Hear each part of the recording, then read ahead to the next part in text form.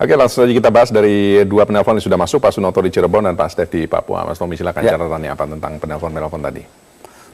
Yang pertama yang disampaikan oleh Pak Sunoto, sebetulnya kan yang di awal kita sampaikan, kemerdekaan itu bukan hanya kemerdekaan dari, ya kan, kita kan telah merdeka dari Belanda, ya kan, dari Jepang. Kita menjadi negara merdeka, dan yang luar biasa kemerdekaan kita tidak diberi.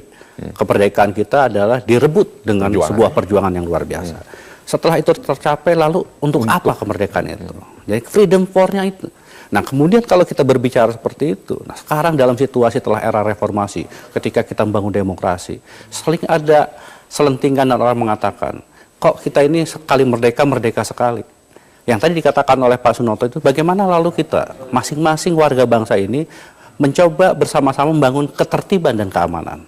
Nah, kalau kita lihat di jalan raya, Ralf, sekarang ini kan terutama di Jakarta kan semakin tidak tertib. Lampu merah sudah tidak ada artinya apa-apa. Semua orang bergerak seakan-akan boleh melakukan apa saja. Counterflow ya, melawan arus dilakukan di mana-mana. Kecelakaan begitu banyak. Ini yang saya kira menjadi pekerjaan rumah, bagaimana kemudian menggerakkan semua warga bangsa tahu akan tanggung jawabnya dan bagaimana kemudian mengisi untuk hal-hal yang produktif. Supaya apa? Yang tadi katakan oleh Pak Sunoto, kemerdekaan itu harus menciptakan kesejahteraan. Nah, kalau kita lihat lagi sekarang seperti yang disampaikan oleh Pak SBY, ya kan RAPBN 2015 itu kan luar biasa, loh. Apa yang luar biasa? Ini kan besarannya itu kan super. Pertama kali anggaran kita menembus angka 2.000 triliun, bahkan tepatnya 2.020 triliun. Keinginan kita untuk pendapatan dalam negeri hampir 1.700 triliun, ya kan? Tetapi kan kemudian kalau kita coba rinci lebih ke dalam lagi, itu kan tidak memberikan upaya untuk meningkatkan kesejahteraan. Sangat minim stimulus yang ada dalam RAPBN 2015. Nah, kalau kemudian anggaran itu habis terpakai untuk hal-hal yang lebih konsumtif, untuk subsidi BBM, ruang untuk pembangunannya sangat terbatas. Bayangkan dari 2.000 triliun, itu hanya sekitar 8-9% saja yang bisa dipakai stimulus untuk pembangunan.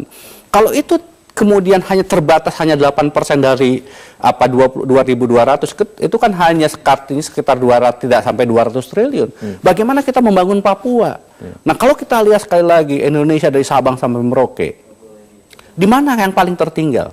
Yang paling tertinggal itu kan ada di sebelah timur, ya kan, terutama Papua yang tadi katakan oleh Pak Stef. Bagaimana Papua harus juga kita dorong untuk mengejar kecepatannya supaya kemudian mereka itu menjadi Papua yang baru, Papua yang memang tidak terbeda dengan Indonesia yang lain. Di sini sebetulnya, Ralf, yang menjadi persoalan terberat, khususnya yang tadi katakan diingatkan oleh Pak Sunoto kepada Presiden terpilih Joko Widodo nanti. Bagaimana ya revolusi mental dan kemudian upaya untuk memberikan kesejahteraan itu betul-betul direalisasikan dan itu dirasakan oleh semua orang. Tidak ada lagi dan tidak boleh ada lagi warga bangsa ini yang merasa tertinggal. Tidak boleh ada lagi warga Indonesia yang merasa dia tertinggal. Ini yang saya kira pekerjaan terberat yang harus dilakukan oleh kita dalam mengisi kemerdekaan ke-69 ini. Bagaimana tantangan ke depan itu? Apalagi ditempatkan di dalam persaingan yang lebih terbuka ketika kita akan menghadapi masyarakat ekonomi ASEAN pada akhir tahun 2015 nanti. Ini menurut saya pekerjaan rumah yang membuat kita harus bergegas memperbaikinya. Baik, kalau bicara Papua, ini dari sejak tahun 63, Irian Barat, Irian Jaya, sampai Papua sekarang ini, kenapa sih masalahnya ini udah 30-an tahun sekian gitu kan, 40-50 tahun. Apakah memang ada keengganan dari pemerintah yang sudah begitu banyak peralihan dari pemerintahan satu ke pemerintahan berikut, tetapi masalahnya itu saja sampai akhirnya Pak Stef mewakili Papua menyampaikan aspirasinya yang kurang lebih nggak jauh beda dengan puluhan tahun yang lalu. Sebetulnya sejak pertama Bung Karno itu kan menunjukkan perhatian yang luar biasa kepada Papua ini. Pak Harto pun memberikan perhatian, tetapi yang kurang adalah bagaimana memimpin dengan hati, Raf. Saya kira ke depan yang harus dilakukan oleh pemimpin-pemimpin mendatang adalah kita harus punya hati khusus pada Papua.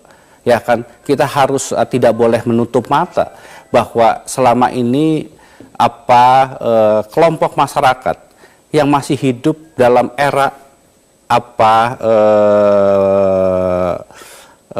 era batu, ya kan di zaman modern itu masih ada, dan itu adanya di sebelah timur Indonesia. Ini yang sekali lagi percepatan itu harus dilakukan. Percepatan itu bukan dengan kekuatan uang, Ralf. Selama ini kan seakan-akan ketika kita memberikan bantuan alokasi dana umum, alokasi daerah yang besar kepada Papua, seakan-akan kita sudah membangun Papua. Bukan itu sebetulnya. Berapa besar anggaran yang sudah dialihkan ke Papua? Sangat besar. Tetapi kan kemudian tidak mengena dan tidak menyentuh kepada masyarakat yang tingkat bawah. Artinya apa itu? Artinya ada sesuatu yang lepas, yang tidak tersentuh ketika kemudian dalam aplikasi di lapangan pembangunan itu tidak mengena kepada seluruh warga di Papua ini.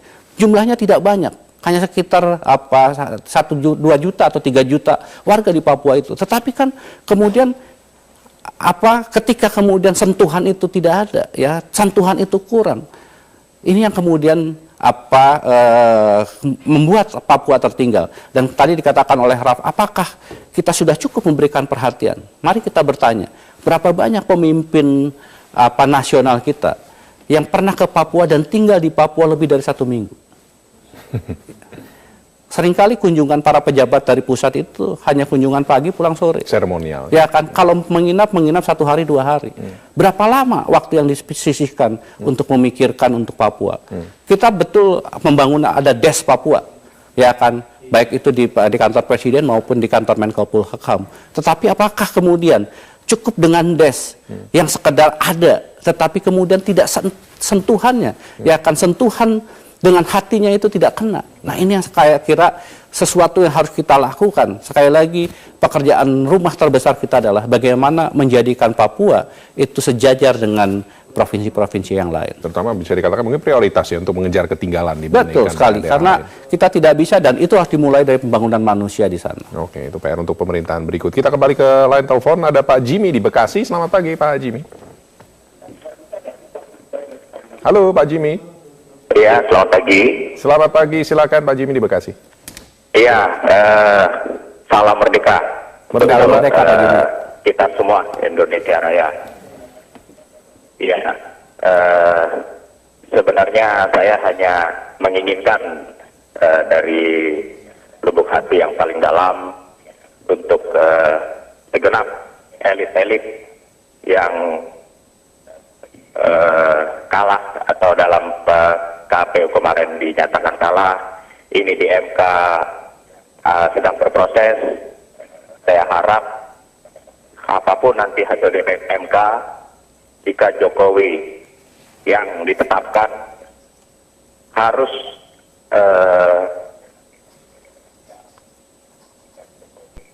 bisa menerima dan memerdekakan dirinya sehingga dalam ke depan kita dapat melihat Indonesia yang lebih cerah, dan kita dukung pemimpin dan kita bersatu sehingga merdeka itu lebih abadi ke depan, karena tantangan di depan sangat banyak sekali. Baik. Jadi jangan bikin rakyat akan bangkit untuk melawan elit-elit yang tidak terima keputusan MK. Saya aktivis 98 dulu. Hati-hati elit, jangan sampai rakyat akan mengepung DPR lagi untuk menghabisi kamu semua. Terima kasih. Baik, terima kasih Pak Jimmy. Berikutnya Pak Budi di Surabaya. Selamat pagi Pak Budi. Selamat pagi Pak Raf dan Pak Tommy. Silakan Pak Budi. Ya, selamat pagi. Ya, selamat pagi. Silakan langsung Pak Budi. Begini, kita ini dikatakan merdeka ya, itu merdeka dari penjajah, benar merdeka. Tetapi kita ini tetap dijajah oleh para elit politik, oleh orang-orang yang ada di Senayan dengan segala macam produk-produk undang-undangnya, dengan segala macam kebijakan-kebijakan pemerintah itu sangat menjajah rakyat. Coba bayangkan, koruptor-koruptor yang bermiliar-miliar itu kalau untuk makan rakyat saja cukup. Dia malah dengan ketawa, dengan tenang, Dan malah sekarang ada produk MP3 yang sangat-sangat melindungi koruptor untuk dijamah oleh KPK. Ini kan sangat-sangat biadab sekali. Biadab sekali produk-produk yang seperti itu melindungi mereka supaya mereka itu lebih gebuk lagi dan rakyat mati kelaparan. Oke, baik. Terima kasih Pak Budi di Surabaya untuk komentarnya pagi hari ini. Ini catatan-catatannya adalah Pak Jimmy tadi memerdekakan diri ya, siapapun yang terpilih atau yang dipercaya untuk menjadi pemerintahan baru. Kemudian Pak Budi melindungi koruptor, menegakkan hukum ya. Aspek penegakan hukum ini juga kaitannya untuk dalam kemerdekaan, memerdekakan sebuah bangsa. Ini yang di awal juga kita sudah sampaikan tadi, Ralf. Kembali lagi kalau kita petik apa yang disampaikan oleh Bung Karno tahun 1956, itu kan hampir sama dengan pidato pelantikannya John F. Kennedy, ya. Jangan pikirkan apa yang bisa negara berikan pada kita, tetapi pikirkan apa yang bisa kita berikan untuk negara.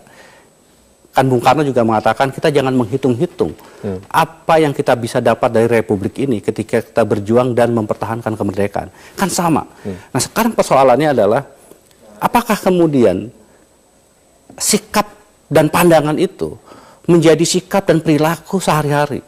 Dan terutama yang tadi dikatakan oleh Pak Jimmy dan Pak Budi tadi, apakah para elit menyadari esensi dari apa yang disampaikan oleh Bung Karno itu dan kemudian mempraktikannya? Apakah ketika dia menjabat itu sepenuhnya merupakan amanah bagi tanggung jawab dia untuk memajukan seluruh warga bangsa ini? Ataukah kekuasaan itu dianggap sebagai hak istimewa? Yang saya khawatir, Ralf, ya kan, pandangan power is privilege itu yang lebih menonjol. Karena itu kan kalau kita lihat seringkali dalam sikap dan perilaku yang dipikirkan oleh para elit politik itu apa yang saya dapat lebih dulu, bukan apa yang diberikan oleh rakyat kepada rakyat. Ini yang kemudian menjadikan dalam perasaan masyarakat kok para pemimpin itu hanya memikirkan dirinya sendiri. Anggota DPR lebih mementingkan apa yang menjadi haknya, ya kan? Tetapi lupa akan kewajibannya. Apakah mereka sudah setiap hari bekerja untuk kepentingan para konstituennya? Apakah mereka secara disiplin datang ketika ada sidang paripurna? Kan tidak, Raf. Apalagi menjelang hari-hari terakhir seperti sekarang, ya kan, mereka yang sudah terpilih, apakah mereka masih peduli bahwa mereka masih punya tanggung jawab 1 bulan sebagai anggota DPR yang setiap hari dan setiap bulan mendapatkan gaji dan fasilitas dari rakyat? Di sana, Raf, yang sebetulnya menjadi kegundahan orang seperti Pak Jimmy dan Pak Budi tadi. Ini yang sekali lagi, mengapa kita tidak bosan-bosannya mengingatkan seluruh warga bangsa ini, terutama para pemimpin, berikan contoh dan teladan bahwa mereka itu bekerja untuk kepentingan rakyat. Mereka itu lebih peduli. Bahkan pemimpin itu kan harus menderita yang pertama. Harus menderita yang pertama itu pemimpin, bukan rakyat. Bukan rakyat. Ya. Ketika kemudian menikmati sesuatu harus rakyat terlebih dahulu baru pemimpin. Ini kan sekali lagi yang kita lihat dalam praktek keseharian, pemimpin segala-galanya, Raf. Ketika ada keuntungan, ada kenikmatan, pemimpin terlebih dahulu. Tetapi kalau ada penderitaan, rakyat terlebih dahulu. Nah ini yang sekali lagi bagaimana kemudian pidato Bung Karno tahun 1956 itu betul-betul diimplementasikan. Tanpa ada upaya itu, maka kemudian kita tidak akan bisa mencapai cita-cita besar seperti yang digariskan dalam pembukaan Undang-Undang Dasar 1945. Kemerdekaan yang seutuhnya dan yang dicita-citakan dan didamkan oleh seluruh bangsa. Baik, kita tutup beda editorial sampai di sini. Terima kasih Mas Romi untuk waktunya dan terima kasih juga untuk Anda pemirsa yang telah berpartisipasi melalui telepon pagi hari ini, dan saya akan kembali bersama rekan Sumiang melanjutkan live event dengan sejumlah informasi sesaat lagi.